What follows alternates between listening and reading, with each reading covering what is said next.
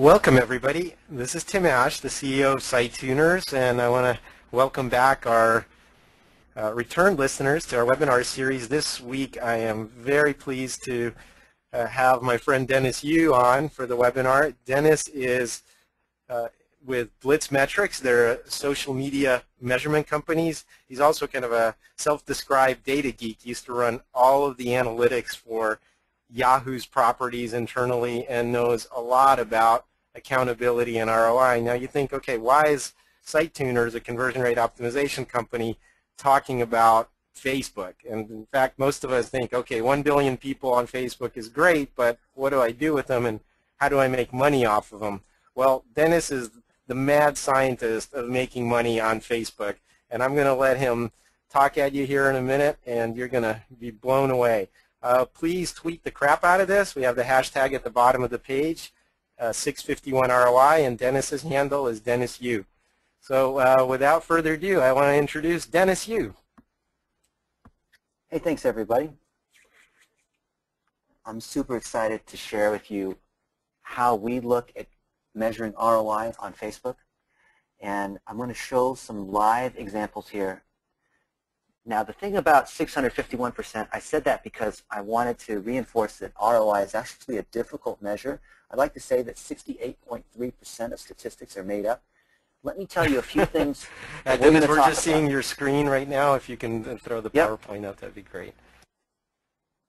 Actually, I want to show you some things that are live, and we'll go back to the PowerPoint in just a minute. I'm going to spend the first 5 minutes here, if this is okay. Of course. So, 2 or 3 things before we jump into the nuts and bolts of how do you measure ROI.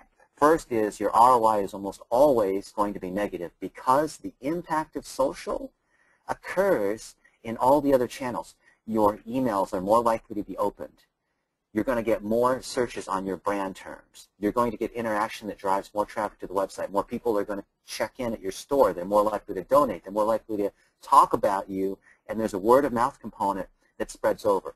For example, we like to talk about how Chili's, where they'll spend $10 million on a baby back ribs commercial on TV.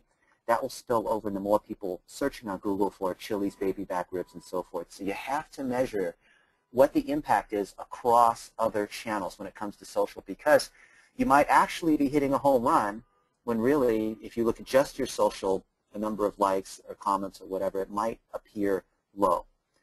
So when people are starting with Facebook, they like to focus on arbitrary vanity metrics like number of fans and PTAT and this kind of thing, right? So this is a page I like to play with. There's 100,000 fans that are here. It's Officer Ludwig, decorated police officer.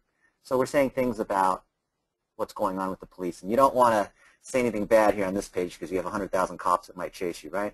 So I noticed early this morning that can you see this here? An abandoned puppy found a new home with a sheriff department, right? So they recovered this puppy. So I might say something like, police officer, oops, this is the risk of doing things live, right? You might mess up. Police officer recovers abandoned, what should we say, Tim? Abandoned, what's the call to action? What's the question? Yeah. Or what's the statement we should make? Click like if you think police are kind. Click like if you think police are kind. Okay. And I put like in all caps. All right, so we just posted this.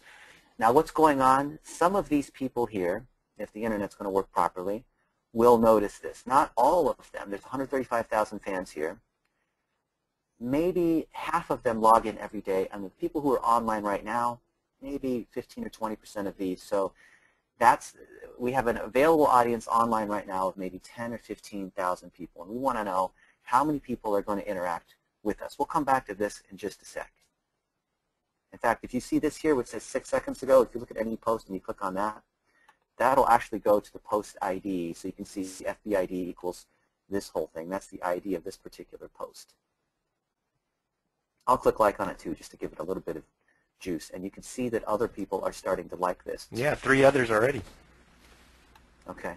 And let's just refresh this real quick. We'll come back in a moment, and then I'll jump over to the deck. Everything that we're going to cover here, all the techniques that I'm covering here, we have the slides behind it. So you could see this, right? So other people are liking this. Now we're going to switch gears and talk about what's at the top of the funnel. There's an article here in the LA Times about, is Facebook worth it? And these companies that produce films and TV shows, all of Hollywood, they were saying, you know, I wasn't able to drive ROI because they weren't buying the DVDs at Walmart. The box office wasn't increasing. And what is going on here, right? And of course, Facebook says, well, it's actually because you're not being engaging. So you need to keep advertising and build up fans and engagement. And then we came in here and said, well, neither of you guys is true.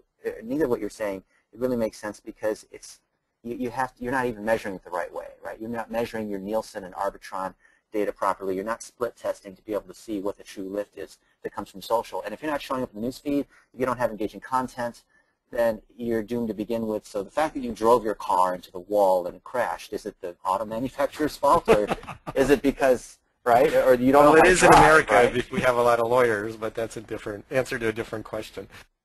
And that's what's going on here with these so-called social media experts. They're saying, well, you need to get a bunch of likes, or you need to do this or do that because of these case studies that involve unicorns and rainbows. And people like us who say, I need to see proof. I need to show something that the CFO or the board or people who don't care about social media and they're a busy digital marketer, that it actually makes sense to them. And that means you have to tie to these other ROI examples. So in the case of these guys, what we've done, we've set up some tests where, you know, with Facebook, you can run ads targeted all the way down to the zip code or people who match on your email list. You get about a 70-80% match for B2C. You can split test that where you have a test and control where 80% of your list or 80% of your zip codes you will hit with your content and 20% you don't, and you will measure what the lift is in your open rates in people who tune in your Arbitron ratings and Nielsen ratings and people who visit the stores in those zip codes, and that's really where the lift is. But if you don't split test, as Tim is the master in split testing and landing page optimization. I've bought his book, I don't know, 50 times for all the people that come through our company. But that's the kind of thing you do. If you're not split testing, by measuring offline impact, you can't measure social. Because if you look at what your direct lift is, it's going to be low. The number of people who click on Tide on Facebook and buy the 128-ounce family size, whatever, it's going to be super low. It's not worth anything, right? The real lift, here's the most important point. The lift that you get from your social media ROI, Facebook in particular, can only be measured when you set up a test and a control, because that will let you measure what the difference is. If you try to do something like, here's a coupon and we want to see how many redemptions there are, or hey, buy my product, it's not going to measure the full lift because it doesn't capture the indirect lift that comes from people talking about this, right? So maybe you're at this webinar and you say, oh, wow, this is amazing. I love what Tim and Dennis are saying. You tell other people, and then they come in and they go to the conversion conference in Boston coming up, right? Well, do we know that that's what occurred? We might not know. Maybe you're on our list. So it's always indirect. Look at this, right? We have these people now who are commenting or liking. Actually, Tim said click like, so people click like. If we asked them to comment, they would comment. So this is what we're seeing here, right? But what's the power of this? Now, Google released some research, and I know we're on a 2-second delay here, where they said, hey, people who are searching on Google for a movie, you can actually kind of like the whole, what's that, Moneyball, right, for movies. You can predict box office take by how popular it is on Google. So if you do PPC ads, they say, then you can force it to be successful, right? You can see these lines are trended together.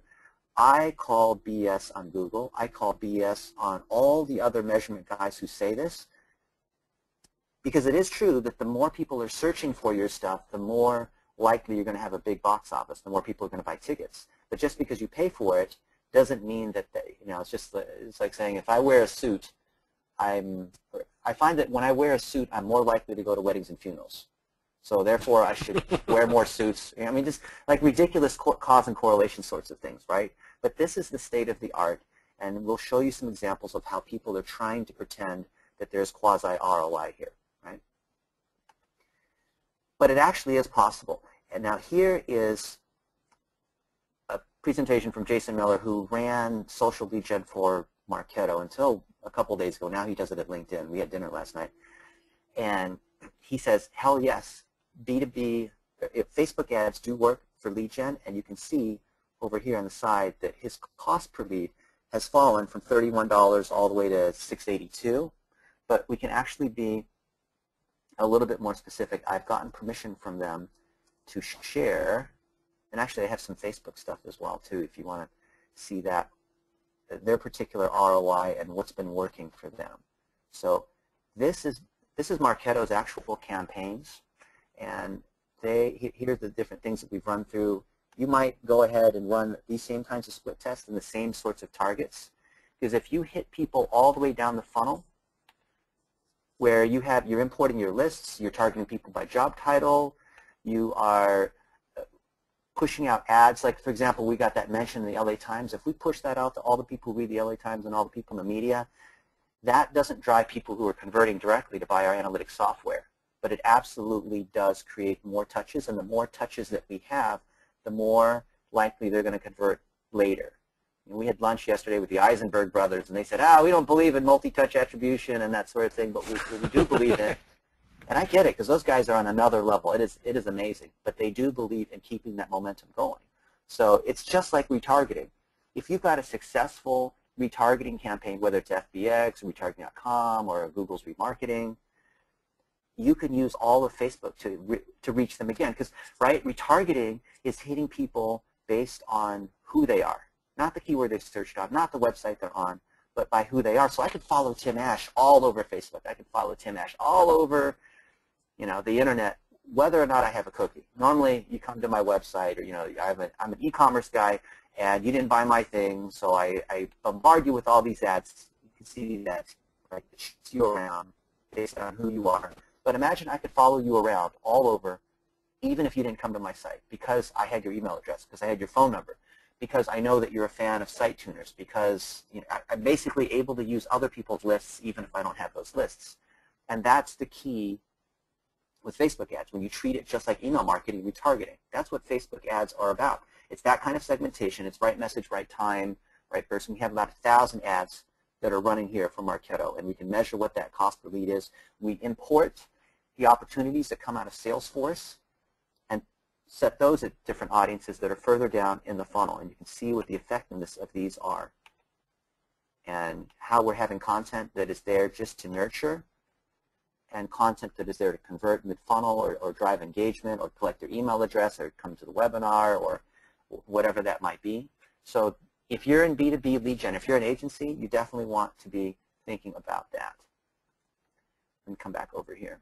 This works for small business. Here's another example. We wrote this article inside Facebook. Preston Smith, who runs he is in charge of the organic content, but it's funny, right? This guy's in charge of SEO and organic for Infusionsoft, but he's using Facebook ads to drive up the number of people who are liking and commenting, which drives demos of their software and drives sales.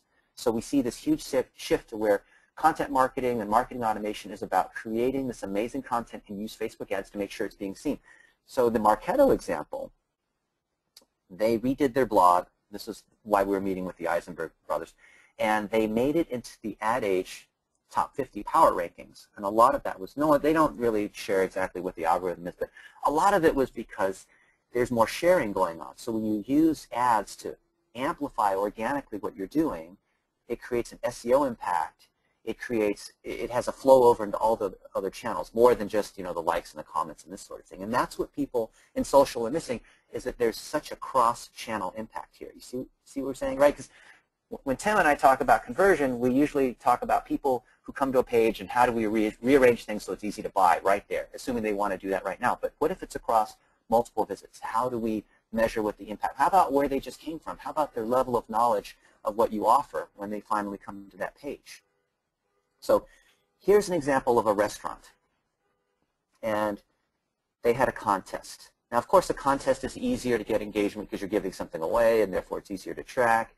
And they actually, on the panel that you have here in GoToMeeting, if you've run a Facebook contest before, just say yes. Just put in yes in the questions, just so we get a sense. If you haven't, say no. So this restaurant, they ran a contest, and they're giving out free gift cards. They originally were able to get this. See, this whole webinar is about looking at real data. They started out at a 23% cost per click. Then they switched to optimized CPM, which is saying, you know, Facebook, why don't you optimize for me? And they also want to do it inside mobile, and they drove it all the way down to 11 cents, and they had a 9.5% click-through rate and 12% on the first day. But more importantly, here's their actual ad campaigns. They were generating, just on this particular ad, 85 emails, and these are people who are opting in, we're collecting the information, they're coming into the store, they're buying the product. This is P.F. Chang's. P.F. Chang's has 760,000 fans. And you see the 14,000 talking about this. This is the number of people who are actively talking about P.F. Chang's, or at least within the last 7 days. But they have 1.1 million check-ins. So what is this worth? Right? When we're talking about social media ROI, what does this mean? Right? How do you think about this? There's more people that are checking in to P.F. Chang's than there are who are fans. Is this good? Does this mean their fan base isn't high enough? What is this worth? The fact that 1 million people are checking in. If I'm the social media manager at P.F. Chang's, how might I think about this, Tim, or other folks here in the audience? For those who are restaurant owners, for example, or you're a retailer, how do you think about this? Well, like you said, there's definitely multiple channels going on. If just because I like somebody on Facebook, I might not be one of those guys that runs around checking in on Foursquare and Yelping stuff and really into doing things in real time. So it depends on the kind of person you are and whether you operate across multiple devices. So we started 12 minutes ago. We posted this picture of this officer with the puppy based on the news, and we had 142 people who liked it. We had some other people that are commenting, and in a couple hours below it'll show what our reach is, how many people saw it or not. There's no ads, there's nothing that's promoting this. This is strictly organic.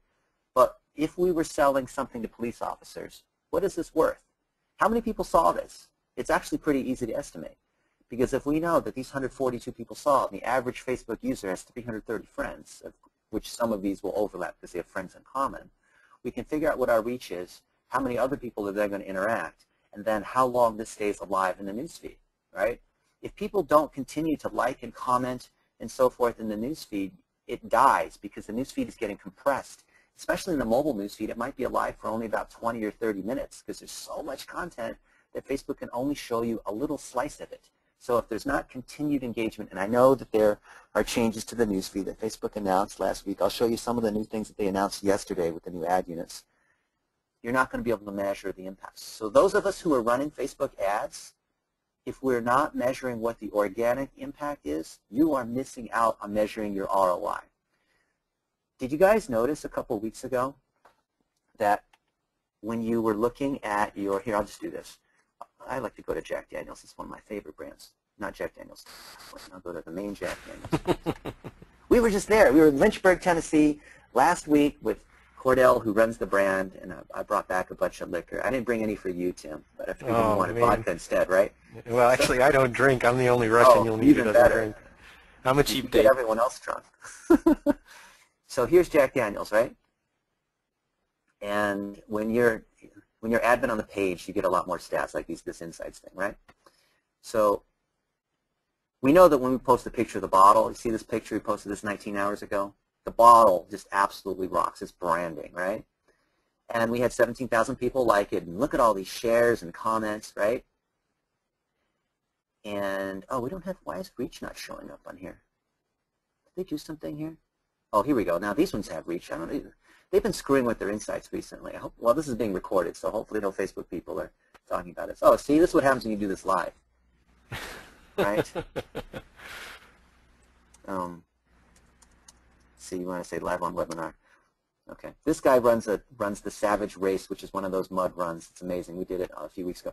So, right, 500,000 people saw this post. It was a 100% organic. But when we run ads, you'll see a little green bar. Folks who are really sharp with the numbers, you'll notice that viral disappeared, right? Remember when you had a post, it would show organic and viral and paid? The viral piece is moved back into organic. I think it was because the viral was usually so small, it was less than 1%. on average of overall organic. I don't even think we're running any ads for them right now. See, it's all blue. There's no green in any of these. But here's why this is important. If you're running ads and other people comment and there's a second or third level of interaction, that will show up over here as organic. It won't show up as the paid side. And even if it did, you're going to be undercounting your ROI because these people who are seeing Jack Daniels, they're going to be more likely to go to the bar and order Jack Daniels. They're going to order a Jack and Coke. That's how Jack Daniels sells $3 billion of alcohol a year. It's because of this word of mouth. They sponsor bands.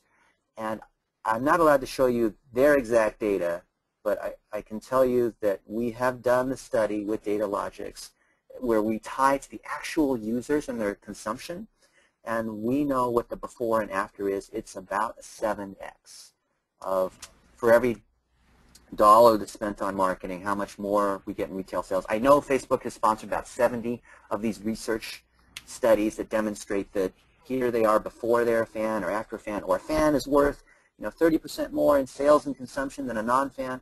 If you see any of those articles, you have to ignore them because they're biased. It's the cause and effect kind of thing, right? Because the reason why someone became a fan already skews them because they're predisposed to be more likely to be a true loyal paying customer as opposed to just a Facebook fan.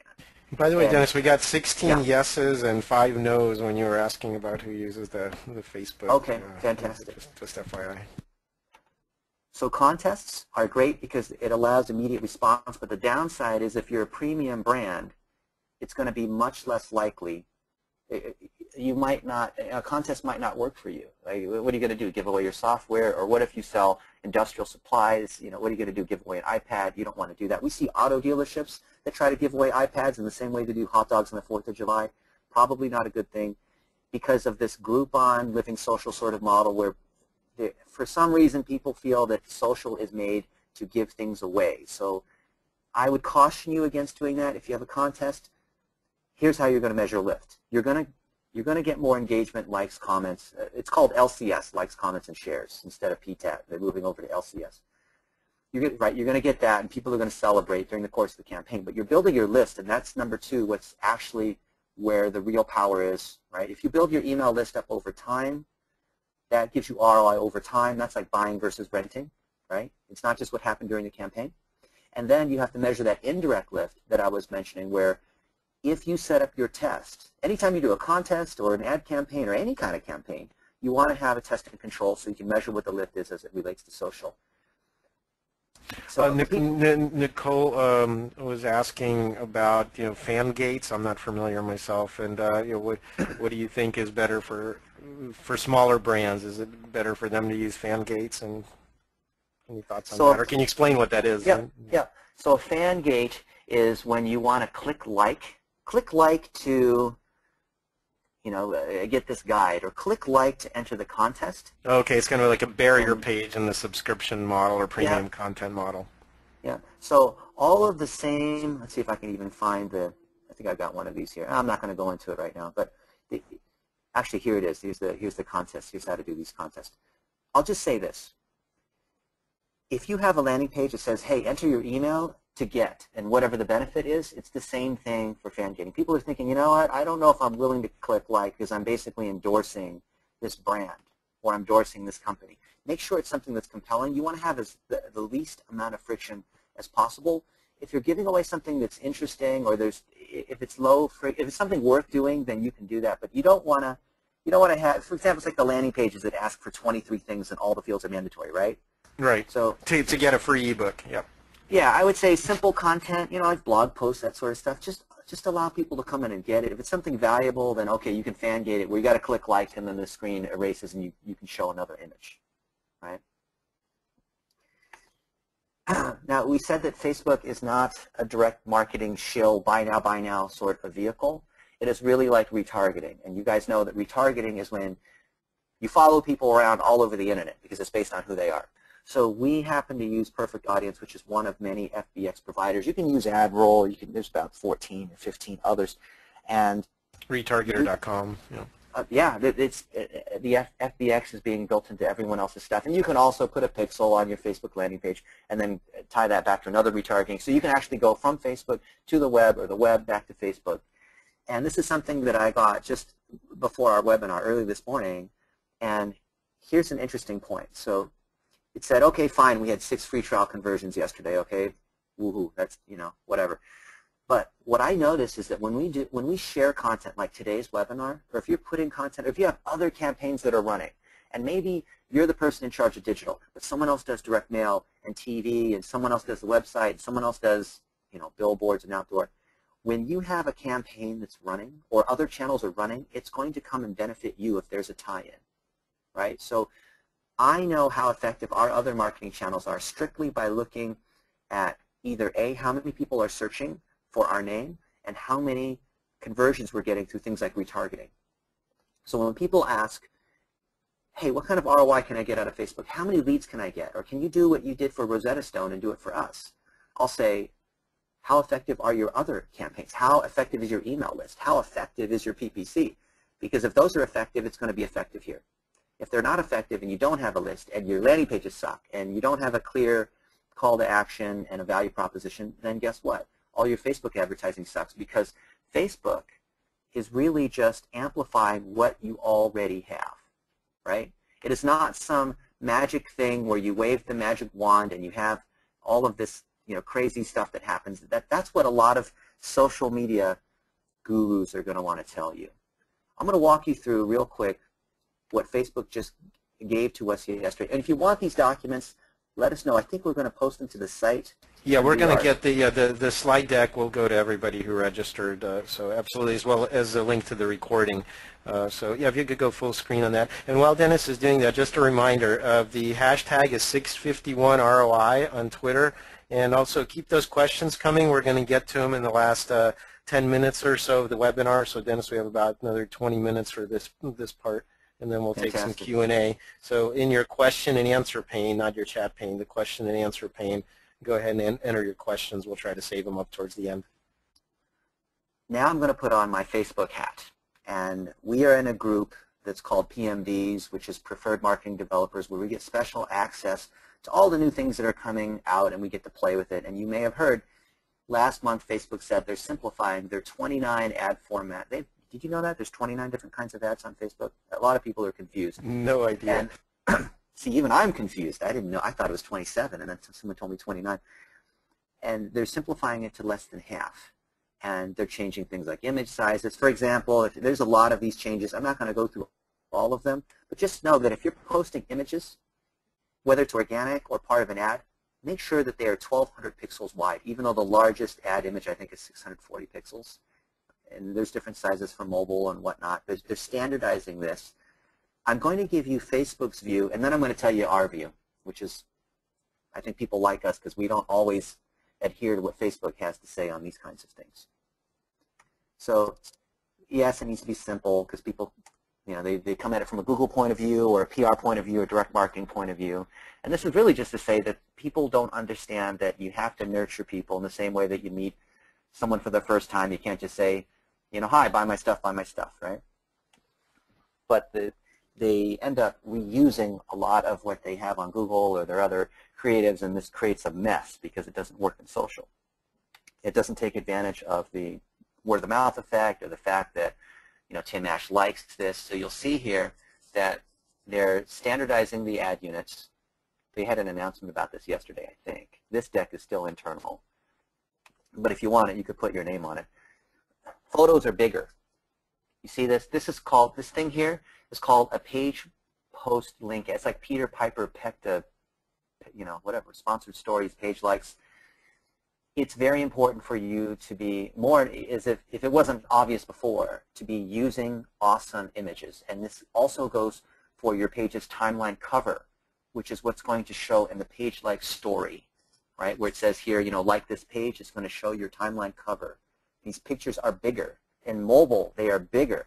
So this is all about getting people to engage, and the more engagement you get, the more organic, the more viral that you'll get, which actually is part of organic. So make sure that you're taking full credit for everything that you're doing in your ads, because you're going to measure this lift. You're going to use, when you set up your ads, you're going to always exclude certain geographies or certain times of day or certain sets of posts. You're going to have to do some kind of split test because you've got to measure the difference between those two. If you don't do that in your Facebook advertising, then the only thing you're going to measure is the direct lift, meaning the number of people who clicked on the ad and bought or did whatever, and that is probably going to be about 1/7 of your total ROI. The reason why this webinar is called 651% ROI is because we've seen that the ROI, and when I say ROI, I mean sales. Your sales divided by how much you spent is usually less than 100%, right? Negative ROI, or return on ad spend if you like ROAS. But if you measure the lift that occurs from other channels where you got nurtured on Facebook, it'll often give you a 6 to 7x increase. The same is true for those of us who have run AdWords, and we're looking at those people who have seen our ad and they converted later, but they didn't click on it, and that's called a view-through conversion. This is the same thing. This is how you measure a view-through conversion, even though you don't have a view pixel, a view tag pixel, right? I hope I didn't lose anybody there. Well, actually, as long as we're on the subject, I mean, somebody was asking, so you say you need to measure the direct impact of this. It may not be coming through anything related to the ad. So how do you split test a Facebook campaign? Okay, so unless you're going to cover that later, but I didn't write it down here in these slides, but I'll just tell you. So write this down or ask us questions later. We'll be here to answer these questions via email on the Facebook page. First is you have to segment so that you have some kind of split test. If you're retail, I generally like to do segmentation by geo. So you can just say all even zip codes versus all odd zip codes, something like that. And that way you know for sure your results are not confounded by time of day, seasonality, or a competitor doing something. Or even geography if you're just going to go even, odd, and zip code. Okay. Yeah, exactly. Right. So you guys have seen the reason, like Pfizer has some new heart medication, and they give some people the drug, and the other people they get the placebo, the sugar pill, right? And so it's a random sample. They're randomly selecting who gets the real pill versus who gets the placebo. And it's the same thing that you're going to do here, because that way, when you measure how the test, the people who see the Facebook ads versus people who don't, the control, the difference between those is called the lift, right? So for those of us marketers who want to measure a lift, it's the difference between those who we nurtured on Facebook, whether or not they clicked on the thing or not, and they didn't. Now, you can measure the lift initially in terms of how many people, the performance of what's occurring on Facebook, although that's going to be really marginal.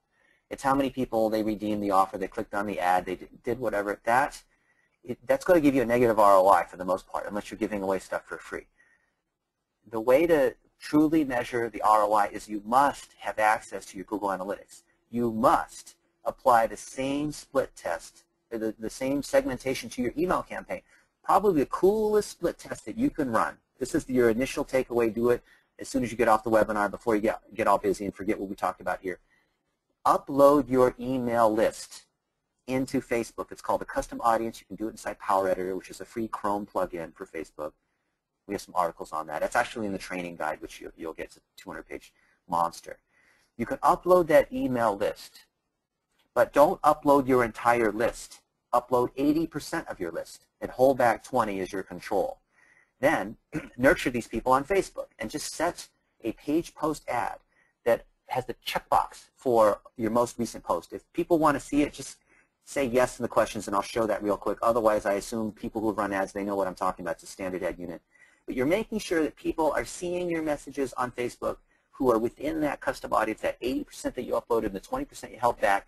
Then the next time you drop your email, whether you're using your vertical response, MailChimp, Exact Target, whatever you're using, see how the performance is of the test versus the control.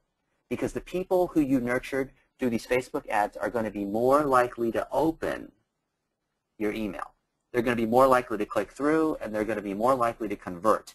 And we have seen often at 700 to sometimes even a 2,000% return on ad spend on that, right? Which Okay, is so let's see if how I much, can kind of summarize that.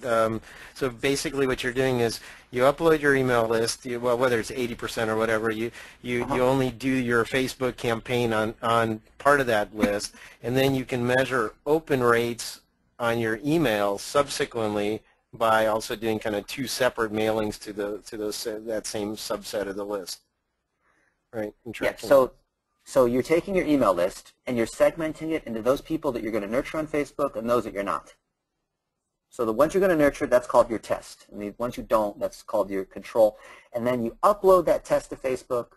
Some of them will match. Now those people who you nurtured on Facebook, and then 2 weeks later or whatever, you do your regular email drop, but you've got it segmented so you can see what the performance is on test versus control. But you send them the same email just like you would, but you have the two different groups so you can see what the difference is. The folks who you nurtured on Facebook are going to be more likely to do whatever it is you're trying to get them to do in that email. Now, you take the incremental revenue that you're generating, or incremental number of clicks, or incremental whatever, that's called the lift.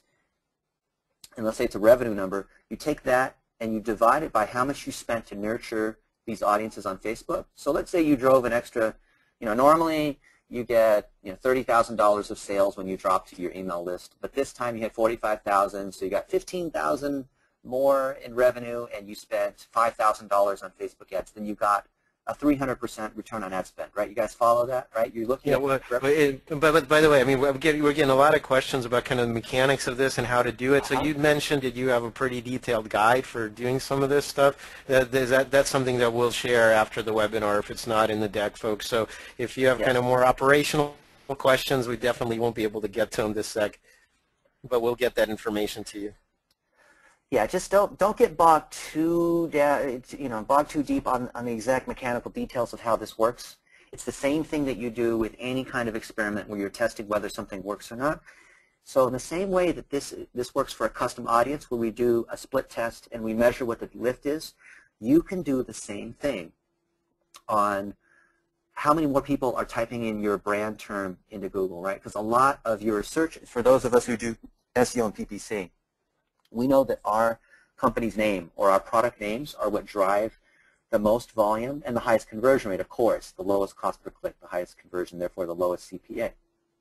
So if you're nurturing on Facebook, if you're doing retargeting, you can measure what the lift is. In other words, more people are going to search for your name. After a Site Tuners webinar, guess what? Tim goes into his Google Analytics, more people are searching for Site Tuners, of course, right? Because the search is often more navigational than it is searching, and the same is true on Facebook. So think about every channel where you would measure ROI. Now, if you are the social person, that means you have to reach across the cubicle to these other people. If you're a one-person show, then you get to see everything. But where is it that you measure ROI independent of social, independent of whatever Facebook thinks that they can measure? Is it registrations? Is it leads? Is it people coming in and ordering a large coffee at your coffee shop? Phone calls, whatever. Yeah, leads, what's in Salesforce, whatever. What is that money metric that you have? Figure out how you can segment against it, and then you can split test on your AdWords. You can split test on your Facebook ads. This is not just a Facebook-only kind of thing. Now, the coolest thing is that you can upload the email list, and that allows you to do all kinds of other techniques, which we can get into a bit later. Probably not, because we have only another 5 or 10 minutes here. But just if you get anything out of this, the most important thing about this webinar is that you can do split testing to measure. You have to measure the indirect impact of your ads.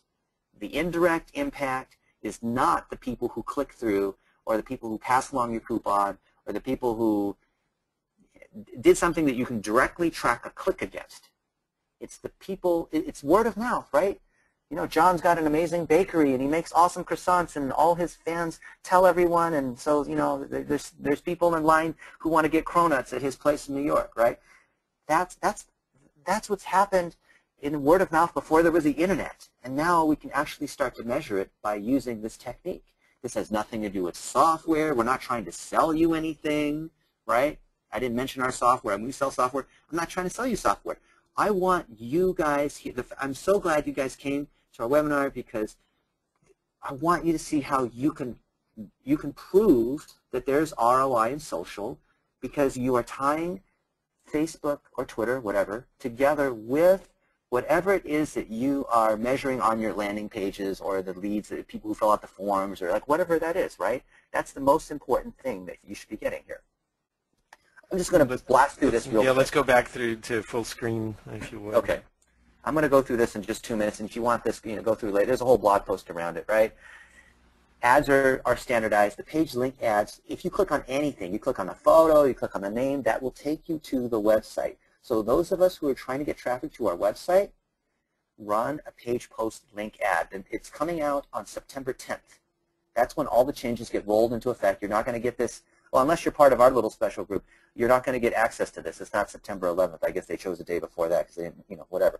But this, this is so cool. And for those of us who are not, and I hear this all the time. A lot of people say, I'm really busy. I don't, you guys are doing Facebook ads 12 hours a day and blah, blah, blah. Okay, I get it. But just know that if you're using Power Editor and you choose Optimize CPM, you can optimize to a CPA. You can optimize to an action. You can have Facebook do your bidding for you. I'm a lazy kind of guy.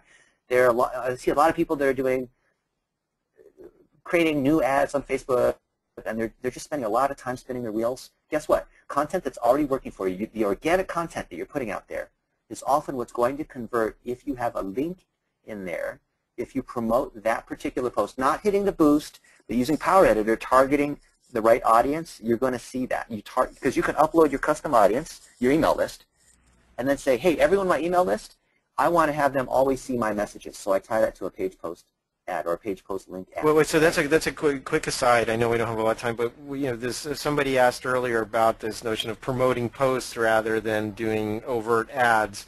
What you're saying is don't just kind of hit the gas pedal and show it to everybody. Still target who that stuff gets promoted to, and you have the ability to do that. Is that right? That's actually a very important point. So kudos to whoever asked that question. Okay, look at this. I'm just going to prove this to you if it isn't already obvious. You see here, I'm on Facebook. And I see on the right side, you see these ads. There's up to 7 of these ads on the right side. Those are eventually going to go away. And guess what? There's 7 ads on the right side. No one's going to click on that stuff, right? But look here. Well, they might click on this because, Priceline knows that I was searching for a hotel. This is retargeting. They're just following me around, right? And if I see ads that say, oh, my friend brought me and Anna likes this and these other friends like this, look at this. No one's clicking on this stuff, right? These are just straight up ads. There's no social context. For an ad to work, 2 things must be true. A, look at this. AdRoll's even saying they're retargeting us. A, it has to have social context.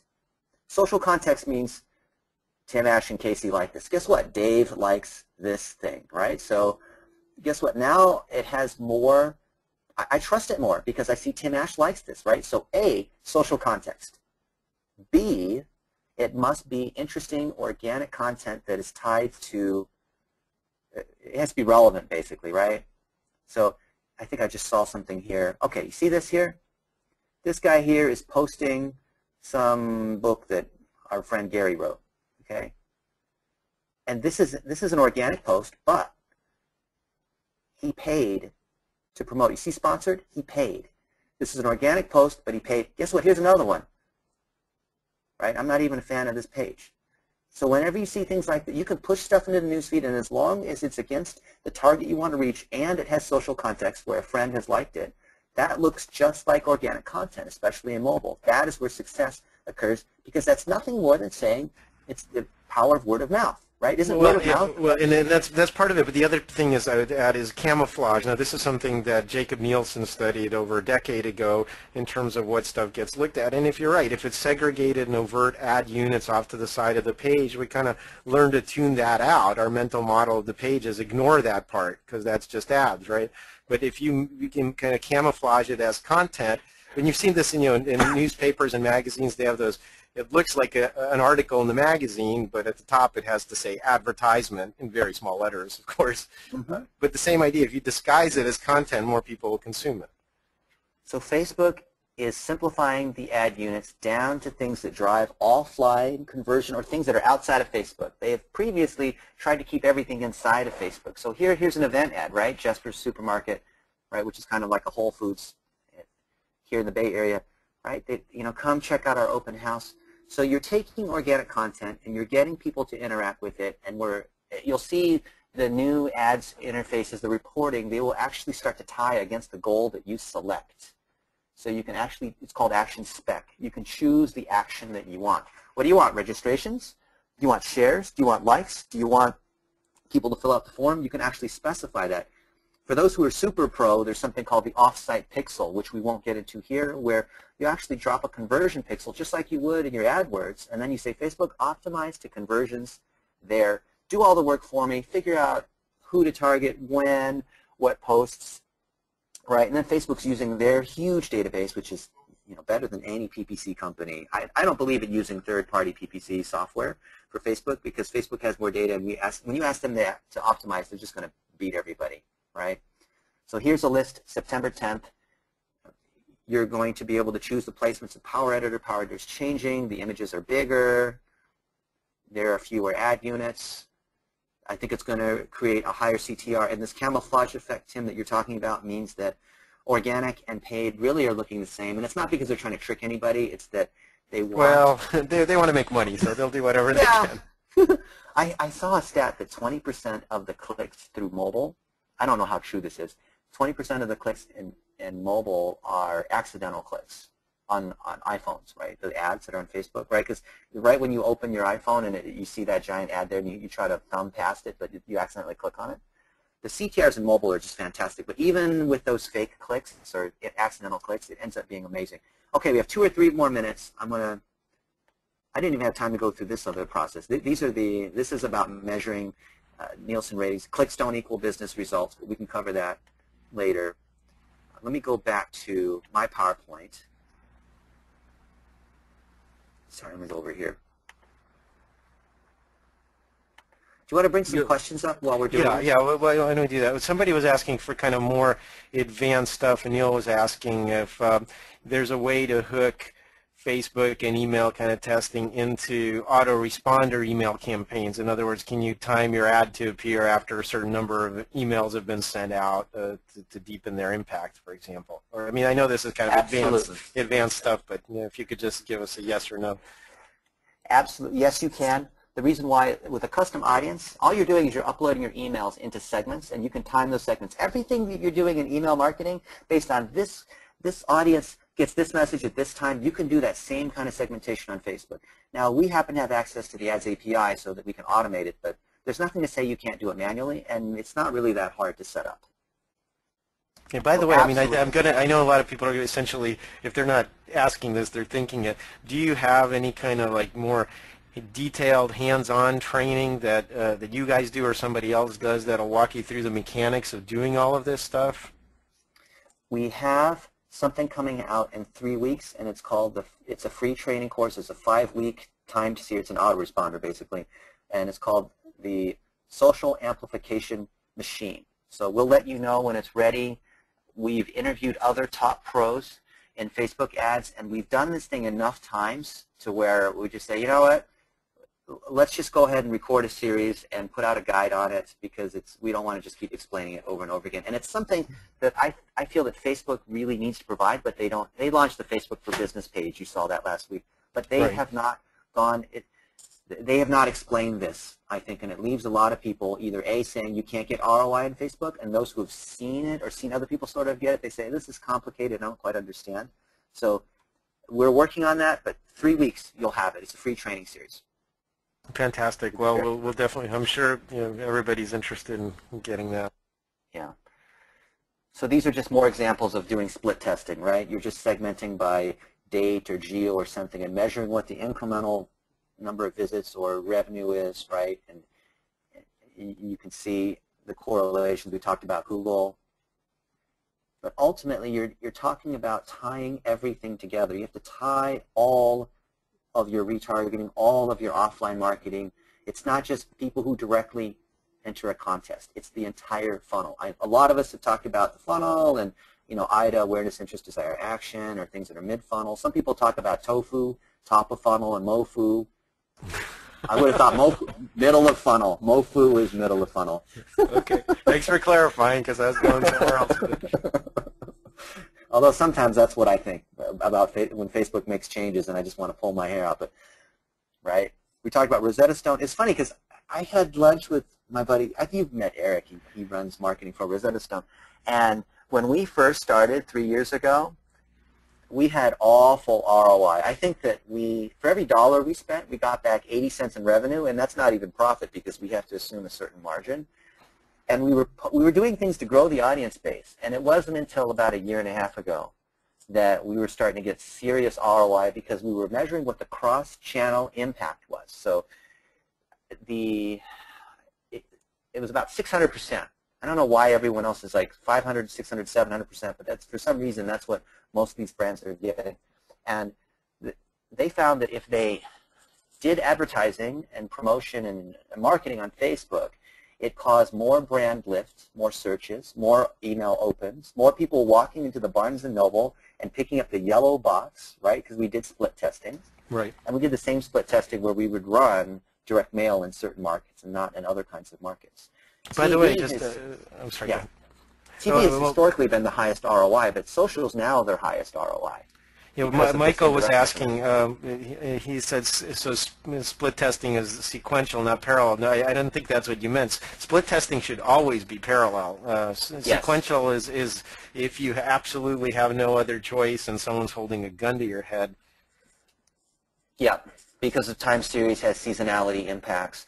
Now, you have different points in the funnel here. So was it Michael who had asked, so you would set up different split tests at different points in the funnel, right? Because each point in the funnel, you're trying to get their email address, you want them to attend the webinar, you want to download the guide, you want them to come to the store, you got a coupon. So you're going to split test against each of these, but you're right, they are done in parallel. Otherwise, you can't measure a true lift, and any statistician will poke holes in your stuff. I'll say one last thing, and then we'll go to Q&A. Custom audiences, you must do custom audiences. You upload your email list, of course, do 80% so you have a test and control. When you take that list, it'll take about an hour, and Facebook will come back and say, oh, you know, of your 10,000, you have 8,000 or whatever. If you're B2B, you might get a 20 to 30% match rate. And that's okay because of work email addresses versus the personal one. Now, when you have that audience, you can take it and you can further segment against something that's called a partner category target or a broad target. And you can say how many of them are male or female, how many are fans or not fans, how many like my competitor, how many are 25 years old and live in San Diego and like site tuners. Or I can take my list and I can segment all day long without spending a penny. I can use it as market research, right?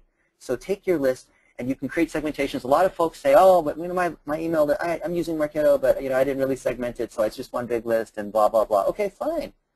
Even if you have just one giant list and it's not clean, upload it to Facebook and use Facebook to do your segmentation based on the data that they have. Now, that usually blows people away, the fact that you can do that.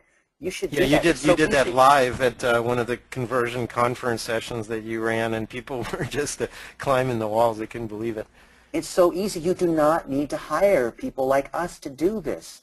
Oh, but I'm not a data person and I'm afraid of Excel. No, no, no. This is easy. We'll show you later, 15, 20 minutes. I am not kidding you. It's not hard. Don't let these social media gurus try to pretend that this stuff is really difficult. Facebook's tied partner category targeting, meaning all your offline purchases, the fact you have a loyalty card or supermarket card, anyone who is purchasing stuff except with cash, your data is in here in Facebook. You don't believe it, but it is. Right? Anytime you sign up for a loyalty program or frequent flyer thing, all that stuff makes it back into Facebook, and you can tie that. So there's a difference between liking Lexus and owning a Lexus. And this is information that we've been pulling in. We have a 240-page guide that goes through most of this in pretty decent detail, how to do the custom audiences and so forth. All these materials are available as part of the webinar. We don't have any special offer for you. We want to share these techniques. There's no software around this. The ability to think analytically and split test and measure the offline impact has nothing to do with software. If there was software that we could build, I would build it. But unfortunately, it's specific to your brand. It's specific to your data. Only you can tie all your data sources together. Okay? And if you have any questions, of course, you can find me. You know, I'm Dennis at Blitzmetrics. So go to the Blitzmetrics page. Ask Tim at Site Tuners, right? I'm sure he gets enough email. No, that's fine. I'm always glad to respond personally. Absolutely. Okay. So we're gonna take it into the Q&A right now. But before we do, just a quick. Just, if you haven't heard Dennis before, one of the opportunities you get is, I mean, he speaks regularly at our conversion conference series. The next one, I don't think you're going to be in Boston, but the next one is our East Coast show in Boston. We also have San Francisco and Chicago next year in the U.S. And for our international friends, we also have Berlin and London coming up this fall, and then back to Paris in the spring. It's always a nice thing, Paris in the spring. In any case, if you're listening to this webinar, use the promo code 651 ROI when you register, and you get $200 off for Boston, which is going to be September 30th and October 1st. Dennis, you've been to the conferences. What's your take on the audience there and how much you learned? Fantastic. There are a lot of conferences, and we hit the conference circuit all over, but this is the one with Conversion Conference. It's about real results. It's about the great networking. It's usually smaller than like a PubCon or an SES, so this is a great conference to go to if you want to really broaden your skills. I have to give a lot of credit. This is not just like a shameless plug, but I really feel that the vetting of the presenters and the quality is much higher. If you're only going to 1 or 2 conferences, I would go to Conversion Conference. Well, thank you. That means a lot, especially from someone who does as much speaking as you. Okay, we're going to take some questions now. Actually, so keep them coming in. I already have a couple teed up here. One we always get, of course, is can you get access to the replay? Yeah, we're going to get you the decks, this follow-up information about the series that you're going to start in 3 weeks, the 200-page guide, as well as the link to the video recording. All that's going to go to all registered attendees in a follow-up email. So, okay, one thing that Michael pointed out is there are unlimited segments in Facebook, so you can really go nuts and set up as many kind of custom audiences, or like you say, just market research. There used to be, back in the day, Overture used to have a keyword research tool for pay-per-click until they turned it off, and got great mileage out of that. Well, Facebook makes all that available and then some. One question we had is the like pages that somebody, Nicholas was commenting that with smaller audiences you actually have a kind of a higher cost of acquisition than with broader audiences. Is that normal, or how granular should you get, and what are the trade-offs there? Okay, so if you are bidding to an optimized CPM or some kind of CPA, sometimes having a larger target will help the system learn faster because it has to see enough conversions to be able to bid. There is something to be said about if you are looking for a conversion of having an audience that's too small. Now, Google is pretty good at estimating what's going to happen because they have enough history. They've been doing it for a long time. I like to have audiences that are 50 to 100,000 or whatever's enough to be able to drive enough conversions that, you know, you're A, it's enough conversions that it's statistically significant, but B, it's not so big that you're blowing most of your budget. So someone who has a $1,000 a month budget, you know, maybe each of their ads, they're going to spend 10 or 20 bucks versus someone with a $100,000 a month budget. They're okay to run tests that spend, or an ad that runs, you know, $200, $500, something in that range. But I'd like to, for optimization, it's not how many ads you create, it's how much bandwidth you have to do testing. So we're really big fans of iteration. So instead of this, let's do this ton of optimization and then revisit it every month like you would for AdWords. Instead, revisit it every day and spend 15 minutes. And each day, literally make 3 or 4 ads.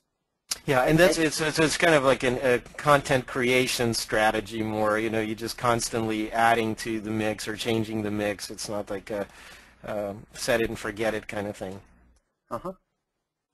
So yeah, but there's a trade-off of just kind of creating this and doing the market research and segmenting and deciding what the segments are. Is there kind of a lower threshold? What about the folks that aren't working for big brands? Any thoughts for the business-to-business or smaller companies or agencies that want to use Facebook when you have really constrained resources and smaller traffic levels? How should you approach it? I actually wrote an article on how to create Facebook ads in 60 minutes, but I'll just tell you real quick. First is you want to upload your custom audience, your email list, and make sure that those people are seeing your posts. So you set up a page post ad that will automatically show everything that you are posting. So you see here I'm in Power Editor, right? So actually, we don't see your screen anymore. But oh, I'm not sharing it? Oh, okay, sorry. Let me, you are now sharing again. Just say you show your screen. Okay. And then we're running out of time, so folks, if you need to get off, we understand. We'll make the whole recording available. But we're going to go, if everyone else is okay, just hang on for maybe another 5 minutes of questions. If we can't get to something, Dennis will try to answer as many as he can and follow up with you individually. So this is so easy, I'll just do it right now. So I've got my Facebook page right here. I get to list the page. I'm using Power Editor, which is a Chrome plugin. And here I'm saying my latest post, and automatically I'm checking this box, right? you set this one ad to automatically run, put most of your budget against it, and this way, everyone who's in your email list, who's on Facebook, will see this. Everyone who's a fan, set up another ad. They'll see this. This takes you 5 minutes to set up, and it'll improve your reach, the engagement rate, everything. It's one ad, takes you no time at all. Then, if you have something you want to convert on, then you take a particular post that you can put in the page ID, a page post ID, here, and then maybe it's a sale or something that's important you really want to give attention to. And that's all you really need to do, because you're letting your existing content do the work for you. You're not creating new content. Now, if you're an e-commerce provider and you have 1,000 different products, then you can do this thing called an unpublished page post, which is an ad that you can stick into the news feed that only shows to that certain audience, but I don't really think that that's necessary. Hopefully okay, and I think, yeah, so it does a lot. And somebody was asking again, paid versus kind of boosting the promotion of, regular posts. Is that a mix also, or should you prefer one over the other? What's the approach there? Never ever hit the boost post button. Always do this, because your ads must have social context and they must be within the target audience. When you hit that boost post, it hits all of your friends' fans, which immediately becomes irrelevant. So basically you're saying, Facebook, spend my money for me. That's without accountability. This button here, never hit this button. This is designed for small businesses who are just, whatever, they can't do anything else, but at least it's better than nothing. But don't hit this button. Target.